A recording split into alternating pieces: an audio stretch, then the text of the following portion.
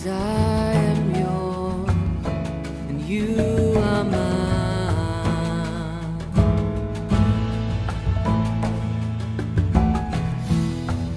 'Cause I am yours and you are mine.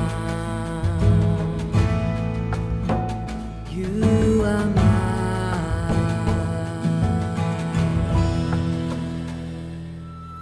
యోహాను రాసిన 2వ పత్రిక 1వ అధ్యాయము 1వ వచనం నుండి, పెద్దనైన నేను ఏర్పరచబడినదైన అమ్మగారికిని ఆమె పిల్లలకును శుభమని చెప్పి వ్రాయినది.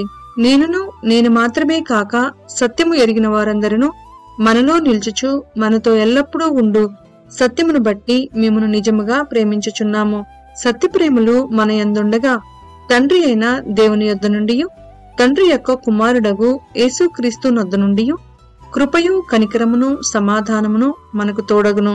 తండ్రి వలన మనము ఆజ్ఞను పొందిన ప్రకారము నీ పిల్లలలో కొందరు సత్యమును అనుసరించి నడుచుచుండుట కనుగొని బహుగా సంతోషించుచున్నాను.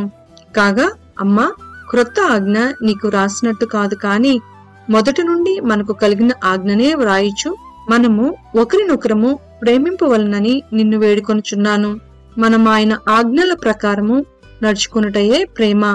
మీరు మొదటి నుండి వినిన ప్రకారము ప్రేమలో నడుచుకునవలెను అనున్నదే ఆ ఆజ్ఞ. యేసుక్రీస్తు శరీరధారి అయి వచ్చినని ఒప్పుకొనని వంచకులు అనేకులు లోకములో బయలుదేరి ఉన్నారు. అట్టివాడే వంచకుడును క్రీస్తు విరోధినే ఉన్నాడు. మేము మీ మధ్యను నెరవేర్చిన కార్యములను చెడగొట్టుకొనక మీరు పూర్ణ ఫలము పొందినట్లు జాగ్రత్తగా చూచుకొనుడి.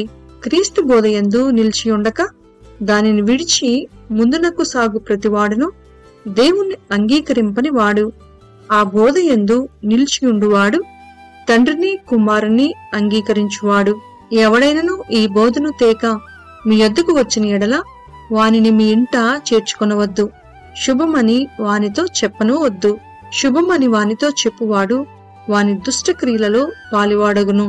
అనేక సంగతులు మీకు వ్రాయవలసి ఉండియు సిరాతోనూ కాగితముతోనూ వ్రాయ మనసులేక మీ సంతోషము పరిపూర్ణమవునట్లు మిమ్మల్ని కలుసుకొని ముఖాముఖిగా మాట్లాడ నిరీక్షించుచున్నాను.